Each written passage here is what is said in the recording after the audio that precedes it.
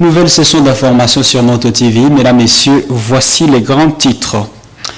11 civils de nouveau ont été tués et une moto incendiée dans une attaque simultanée perpétrée par les combattants des forces démocratiques alliées ADEF sur la route nationale numéro 4.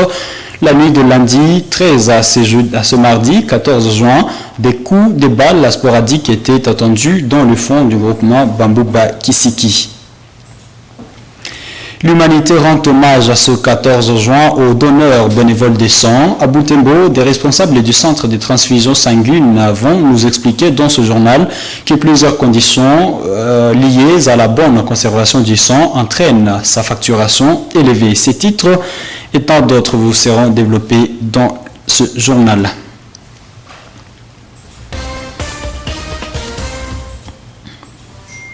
Mesdames et messieurs, bienvenue dans l'intégralité de ce journal. La population reste terrifiée dans la localité de Maïmoya, groupement Bambouba Kisiki en territoire de Béni, ce après l'attaque simultanée des 3 villages les 3 derniers jours par les combattants des forces démocratiques alliées ADEF. 11 civils y ont été tués à côté d'une moto incendiée sur la route nationale numéro 4.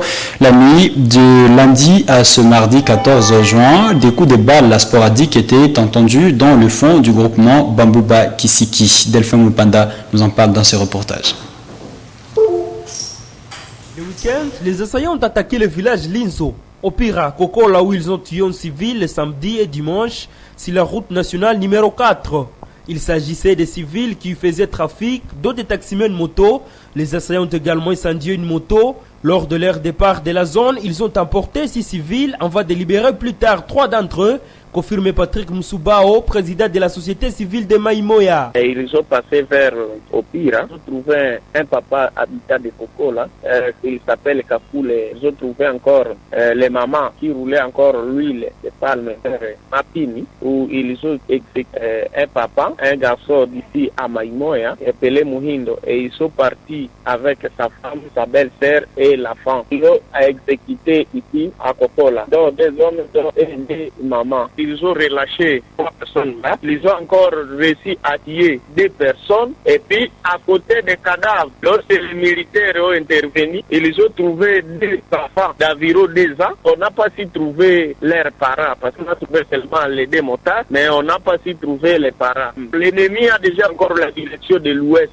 Même le lundi, des coups de balles étaient attendus dans cette zone. Une situation qui a provoqué des mouvements de déplacement massifs des habitants qui se dirigeaient à Oicha, chef-lieu du territoire de Béni, confirme le bourgmestre adjoint de cette commune, Kambale Kibwana. Ces souvenirs, on se déplacer de Kokola, Lindoti-Senel, Maïmoya, jusqu'ici à Oicha. Nombreux ont été dans les familles d'accueil. Jusqu'à maintenant, il y a d'autres qui sont en train de venir pour venir à Oicha, d'autres d'ailleurs qui dirigent à Béni, à Butembo. Nous n'avons pas vraiment une mesure qu'on peut déjà définir pour ce moment. Mais sinon, nous avons l'école primaire Mwangaza où on accueille les déplacés. La localité de Maïmoya et d'autres villages du groupement Bambouba Kisiki étaient en train de se reconstituer après plusieurs mois d'abandon par la population qui fuyait d'autres incursions. Ces jours, les quelques civils qui résistent encore sont épris de la peur, même celles de la commune de Ringeti qui ont vu des attaques dans leur entité et environ les années passées.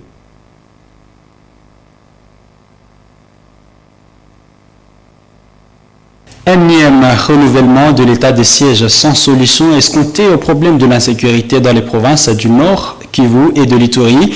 L'évêque du diocèse de Butembo-Béni, une entité affectée directement par l'activisme des terroristes ADEF, estime qu'il est temps que les autorités congolaises mettent fin à cet état d'exception pour envisager des solutions efficaces contre les vrais problèmes de ces 2 provinces. Pour ce prélat catholique, il est inadmissible de continuer de voir s'augmenter le nombre de victimes des atrocités des ADF dans une région où l'état de siège a été prolongé plus d'une dizaine de fois dans l'objectif de combattre ce mal dont la population civile continue de subir les affres. Écoutons Monseigneur Sikoli Paluku Melkisedek dans une messe célébrée samedi dernier.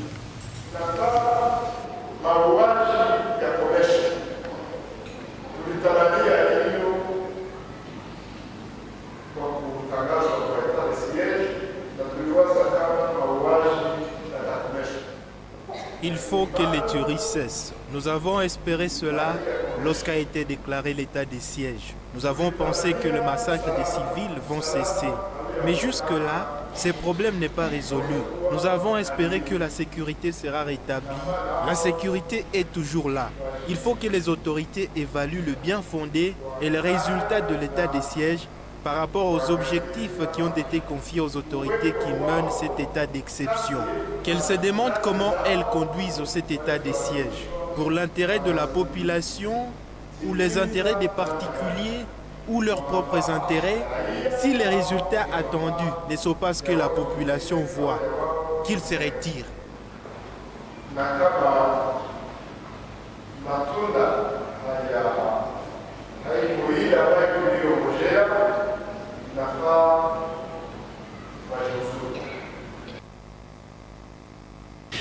Les activités des marchés communément appelés Torah Service, soupçonnés de vendre des biens volés en ville de Butembo, ont été suspendus jusqu'à nouvel ordre. C'est sur décision des autorités administratives locales. Ce mardi 14 juin, la police a scellé les portes des kiosques Torah qui fonctionnent au croisement des rues Denis Paluku, ex-rue d'Ambiance et l'avenue des Écoles. Les services de sécurité accusent les propriétaires de ces marchés de favoriser le banditisme urbain à Butembo par la vente des biens volés ou ravis des mains des habitants par des malfrats. Francine Moussoua nous en dit plus. Les éléments de la police ont été déployés ici au rond-point cathédrale pour surveiller le point de vente appelé Torah. Ils ont reçu l'ordre de ne pas laisser les propriétaires ouvrir les portes de ces kiosques scellés depuis le matin. Ces tabourets et étagères ont été abandonnés par les propriétaires à la fermeture de leurs portes. Dans ces édicules sont vendus des appareils électroménagers, des secondes mains, des téléphones, des ordinateurs. C'est depuis environ 2 semaines que le maire de Butembo a annoncé une traque contre ces marchés noirs, soupçonnés de vendre des biens volés aux habitants. Un marché qui encourage le banditisme et favorise la sécurité en ville de Butembo avait déploré l'autorité urbaine lors de la présentation des groupes de présumés bandits à l'état-major de la PNC Butembo, mardi 31 mai 2022. Ces présumés bandits auraient mené des incursions nocturnes dans des ménages des habitants et des vols de biens de la population, dont la plupart ont été retrouvés dans des Torahs et restitués aux propriétaires. Un criminel qui soit bande pour indisposer la population, voler jour et nuit, c'est M. Mohindo Boutala, Dieu merci. Après avoir volé les biens, il nous a orientés là où il cache ses effets. C'est chez monsieur Lupongo de Manja Jérémy, qui est vendeur au marché qu'on appelle Torah, marché de grands voleurs. C'est ainsi que le maire de Butembo avait envisagé aller en guerre contre ces marchés impropres. Marché là, qui l'a institué là-bas, qui a fait que ce marché puisse exister, et nous allons nous en occuper. Les propriétaires de ces marchés n'ont jamais reconnu qu'ils vendent des biens volés. Ils parlent plutôt des biens de seconde main pour aider ceux qui ont besoin de l'argent dans des circonstances urgentes. Des justifications que nombreux observateurs ne trouvent pas assises. Célébration de la journée mondiale des donneurs de sang ce mardi 14 juin. Cette journée vise à remercier les donneurs bénévoles de sang du geste qu'ils réalisent en ville de Butembo. Bien que les sang soient acquis volontairement, ce sang est pourtant cher dans des hôpitaux. M. Moutounga Evariste, chargé de la promotion des dons de sang au centre des transfusions sanguines de Butembo, indique que plusieurs conditions sont liées à la conservation de sang, ce qui entraîne sa facturation élevée. Il invite ainsi la population à briser les mythes liés à la culture afin de sauver des vies humaines en donnant du sang. Suivez-le dans ce reportage de Delphin Voya et Eugénie Moussiviro. Plusieurs activités étaient organisées ce jour pour célébrer cette journée dédiée aux donneurs bénévoles de sang. Ici, au centre des transfusions sanguines de Butembo, des volontaires sont venus répondre au rendez-vous en donnant de leur sang. Dans cette salle, ils entrent au tour de rôle après s'être identifiés.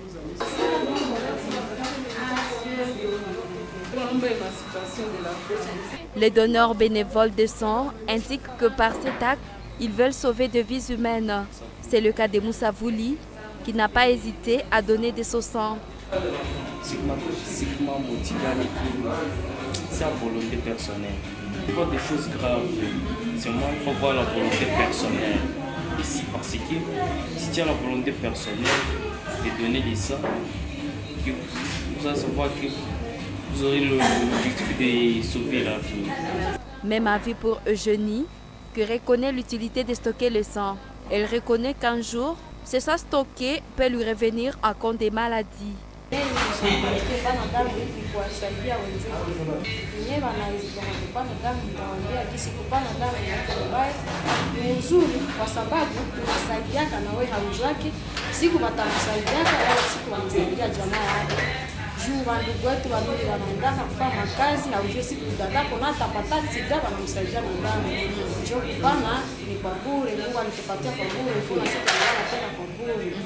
Au cours d'une interview accordée à la Moto TV, le chargé de promotion au CETES Tembo, M. Mutsunga Evarus, note que le sang est facturé dans des hôpitaux vu les contraintes liées à ce traitement pour assurer sa conservation. Il appelle la population à se mobiliser pour sauver des vies en donnant du sang pour l'intérêt de toute la communauté. Au même moment, il appelle les habitants à briser des mythes liés à la culture autour du don de sang. Tout est expliqué par le fait que jusqu'aujourd'hui, le centre de transfusion sanguine continue à fonctionner par autonomie de gestion. Donc vous allez comprendre que pour qu'on puisse trouver une poche de sang de qualité et sécurisée, on doit mettre à jeu beaucoup de moyens, notamment l'achat des poches de prélèvement.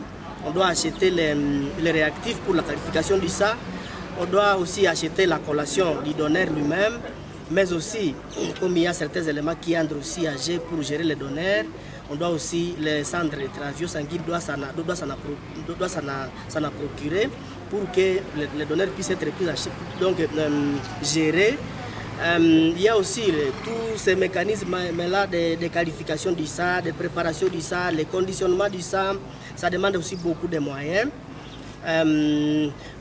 Maintenant, dès lors que la poche est aussi prête à être transfusée aux malades, ça doit être transporté du centre jusqu'à l'hôpital. Ça demande toujours des moyens. C'est comme ça que ça arrive à l'hôpital pendant que ça a déjà pris les moyens que ça peut prendre. Et c'est comme ça que le bénéficiaire est demandé à contribuer quelque chose par rapport à cette poche. C'est d'appeler tout le monde, tous les gens de bonne volonté, chacun à tous les niveaux où il se retrouve, de se mettre aussi à la place des malades, à mobilisation, d'abord par rapport à la mobilisation des donneurs, mais aussi à rejoindre le mouvement des donneurs. Cette année, la journée mondiale des donneurs de sang est célébrée sous le thème « Donnez le sang, venez vous joindre à nous, rejoignez des mouvements et sauvez des vies ».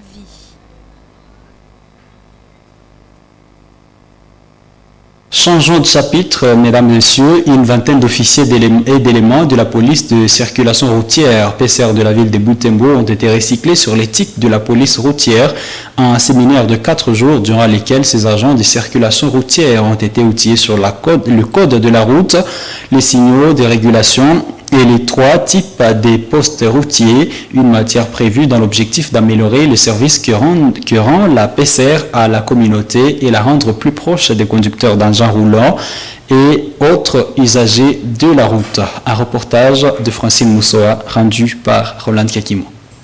Rue Président de la République, c'est ici au Rope Malou Malou qu'ont débuté les activités de clôture de cette formation de recyclage des éléments de la PCR en ville de Butembo.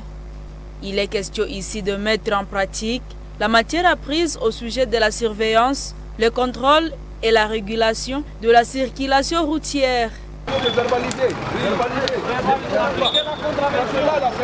Il s'en est suivi la clôture officielle de ce séminaire ici au centre Ouai Kikyo. Le représentant de l'Union Paul en ville de Butembo, organisateur, a demandé aux bénéficiaires de cette formation de se servir des notions apprises pour perfectionner leur travail. L'officier de la circulation routière doit faire preuve de beaucoup de professionnalisme afin de susciter les admirations de ces derniers. Très chers participants, l'UNPOL espère que vous saurez apporter sur le terrain les connaissances apprises ou à vous rappeler durant ces 5 jours. En plus des éléments de connaissance, le chef de promotion des participants plaide pour la dotation des agents de la PCR en matériel de travail afin de leur permettre d'être efficaces sur terrain. Nous vous remercions encore une fois pour votre disponibilité pour cette séance de formation malgré vos multiples occupations, que cela ne soit pas la dernière. Nous sollicitons dans la mesure du possible de nous doter des matériels adéquats afin de nous faciliter notre travail. Le commandant de la police en ville de Butembo a appelé ces éléments à éviter la brutalité vis-à-vis des conducteurs d'engins roulants afin de leur inspirer confiance. La population doit sentir qu'il y a eu une formation des éléments de la PSA avec des Butembo. Le comportement des éléments sur le terrain. Là, c'est la courtoisie. On ne peut pas demander les pièces de bord du véhicule d'une moto, soit d'un engin de manière générale, avec brutalité. Mais cela doit se faire avec courtoisie, on salue et on demande poliment. Lui-même, les agents de la route doivent se sentir aussi gênés de voir la politesse affichée par l'élément de la PCR. Il doit même se gêner à boycotter vos injonctions. Durant 4 jours, ces éléments de la police de circulation routière ont été capacités sur l'éthique de la PCR, le code de la route, les signaux de régulation et les 3 types de postes routiers, pour ne citer que ces thèmes parmi tant d'autres. En sport sans transition, les équipes engagées en la 57e édition de la Coupe du Congo sont déjà fixées sur leur programme. Dans un communiqué sportif de la FECOFA, à cet instant, sans notifier les équipes concernées que cette compétition serait lancée le 17 juin prochain. Ceci dit, les équipes sont tenues de se présenter avant le 16 juin à leur site respectif. Vu le calendrier serré de la FIFA que la FECOFA est tenue à respecter, 16 clubs disputeront la 57e édition de la Coupe du Congo, 10 proviendront des ligues provinciales, tandis que les 6 restants sont des clubs de la Linafoot à Division 1. Cependant, la FECOFA a exclu les clubs se retrouvant dans le top 3 de la Linafoot de cette compétition en vue de donner la chance aux autres clubs pour les compétitions continentales. Le Grand Nord Kivu sera représenté par le FC Benisport, dernier vainqueur des préliminaires disputés à Butembo. Les 16 clubs seront répartis en 4 groupes, dont les derniers consacrés aux clubs de la Ligue 1. Et la Coupe du Congo se jouera en mode élimination directe. Mesdames, Messieurs, c'est la fin de cette édition du journal sur Moto TV. Merci à vous tous qui l'avez regardé. Au revoir.